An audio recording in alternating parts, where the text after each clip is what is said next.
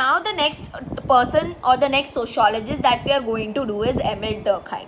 Through his substantial and scientific study, the French scholar Emile Durkheim sprouted the seeds that were sown by Auguste Comte, which means that earlier the subject of sociology, which was first introduced and started by Auguste Comte, was further developed by another sociologist whose name was Emile Durkheim. He was a French philosopher and a sociologist. Okay. Durkheim believed that that sociology does not attempt to classify the society alone, but it is the art of living the social life. So what did Emile Durkheim say? That sociology is not just concerned with the study of society alone, okay, rather it is the art of living the social life. What is the art of living the social life means? It means how you form connections, how you live in the society, how you function in the society, what is your role in the society, all those things, how you make your social life, how you form your social life. So it does not just study the society that is there around, rather it also studies the social life of the human beings. Okay, sociology is not a study of any invisible world, but it studies the group of living people, and it was because of this that Durkheim got more interested in the study of sociology. So what did Emile Durkheim say? That the world that we live in is not invisible. Invisible એટલે એવું તો દુનિયા નથી કે જેમાં તમને દેખાશે નહીં કાંઈ, right? So the world that we live in is not an invisible world, right? It's a visible world. The society that you see is visible to you, and the society is made from the group of people that live in it, and that is the reason why Emile Durkheim got very, very interested in studying sociology as the subject. Okay. His aim was to investigate the relations between individual and group.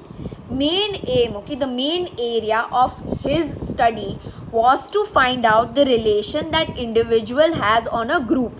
Okay, that is individual and group ka relation. Individual means one person and group. For example, if I take family, okay, so the relation that one person has in the whole family.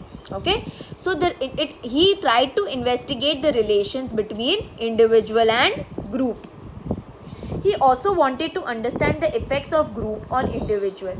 Okay, next thing he wanted to study was the effects of group on individual. You all know that group of people influences one person. Let us say that all your friends are there, okay, and all your friends want to go for a picnic or want to go for a movie, but you don't want to go because let's say you don't want to go and watch the movie, okay, but let's say that group of friends tell you, "Arey, please come, no, we'll have lot of fun, you know, after the movie we'll go here, we'll go there, whatever." So eventually what will happen? You will also agree that okay, fine, I'll come for the movie.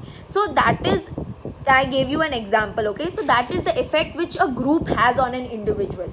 So Emile Durkheim wanted to study the effects of group which is there on individual.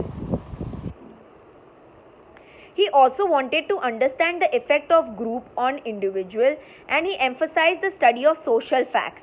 The other thing that he emphasized was the study of social facts. What are facts? Truth. Okay. The truth that exists in the society are your social facts. So he emphasized or gave importance towards studying these social facts or social truth that are there in the society around us. According to him, social facts emerge from group life. Okay, he said that social life emerge from group life. I will just tell you that social facts are something that are rules and regulations also which are there in the society, and these rules and regulations is not just formed by one person, it is rather formed by group of people. So he said that social facts emerge or they start from group life, or it's something that is brought up by group life. Okay, these facts can be objectively observed. Okay, he said, what did he say? According to him, social facts emerge from group life. These facts are outside the individual and they compel the individual to behave in a certain way. So now what are they saying? Your social facts or your social rules are something which forces you to behave in such a way, in a certain way. For example, let us say that you are coming to school. you are wearing uniform, you are putting two plates, and you are coming with your school bag and books. Why? Because the school has formed a rule that everybody has to come in proper uniform to school. So you are made to behave in a certain way by these facts or rules which are there in around you. Okay. Beside these, facts can be objectively observed. Objectively observed એટલે તમે એને point by point observe કરી શકો. You can criticize it, you can favor it, you can say it is wrong, it is right. Okay, there are a lot of rules and regulations to which you say it is right or wrong. For example, there are rules and regulations which say girls cannot go out after 9 o'clock at night. So you say no, this is wrong, it should be changed and all. So you can objectively observe facts, you can criticize these facts, etc. Okay. For example, customs and tradition of Indian society can be termed as social facts. We have various customs and traditions in Indian society.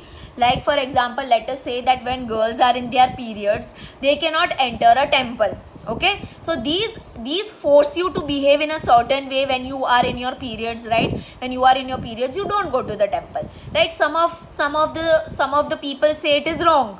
Why can't girls be allowed to go to temple when they are in their periods? Okay, so you can observe these facts, you can criticize these facts. Criticize એટલે સારા facts, સારા rules છે કે ખરાબ rules છે, you can talk about it openly. Okay.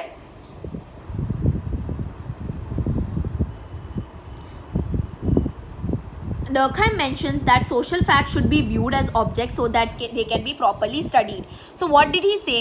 That social facts should be seen as objects. They should be seen as particular objects so that you can observe it properly, you can study it properly. Okay. Durkheim has contributed significantly towards the sociological method by explaining about the social facts in his book, the rules of sociological method.